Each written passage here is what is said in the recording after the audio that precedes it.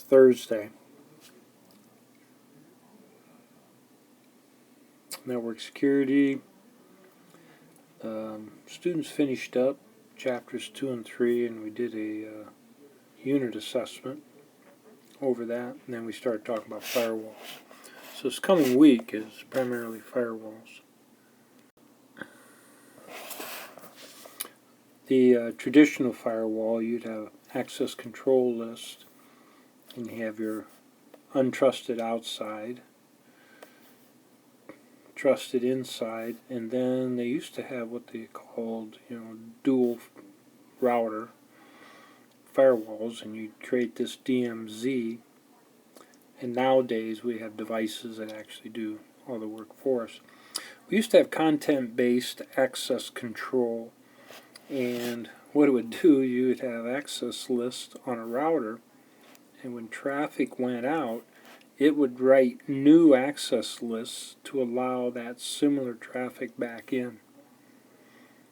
And a content-based access control list. But we've moved forward with a little more different approaches. Let me take a look at those.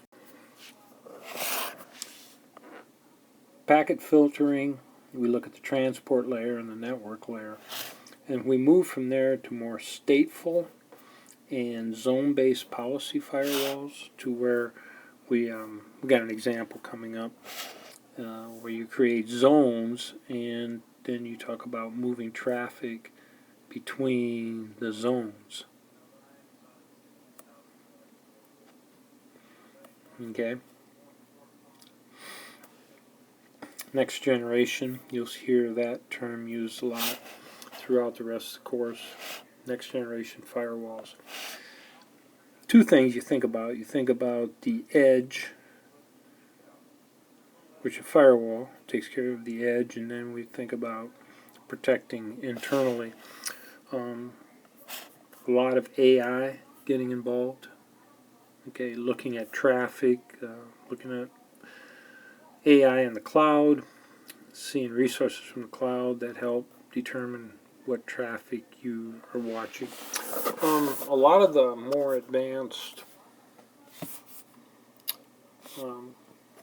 endpoint security has to do with keeping track of security issues in the cloud and accessing that with your endpoint security, rather than the old signature type that we'll talk a little bit about in the class. So we could simulate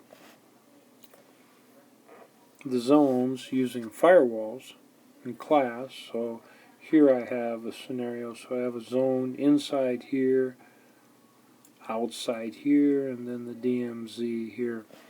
So, like for our network here, we block the outside from coming in here, unless somebody from the inside, if they go out, then it creates a little tunnel to let that traffic back in. So, but no outside traffic can get in there. So you can't go security level 0, security level of 100.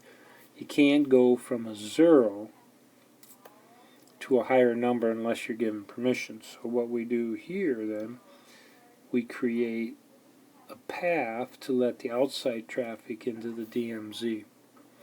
And now we have the same scenario, that DMZ, these numbers are smaller than this number, and you can't go from a smaller number to a higher number unless you're given permission.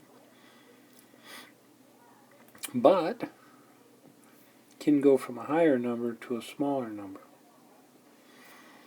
And then it creates a path to come back, but you can't initiate it from a lower firewall. Alright, so this next week we'll talk about firewalls, and we could do a zone-based firewall as an example. We'll look at some Palo Alto, security information and a little bit of Palo Alto firewalls during this part of the course. That is it.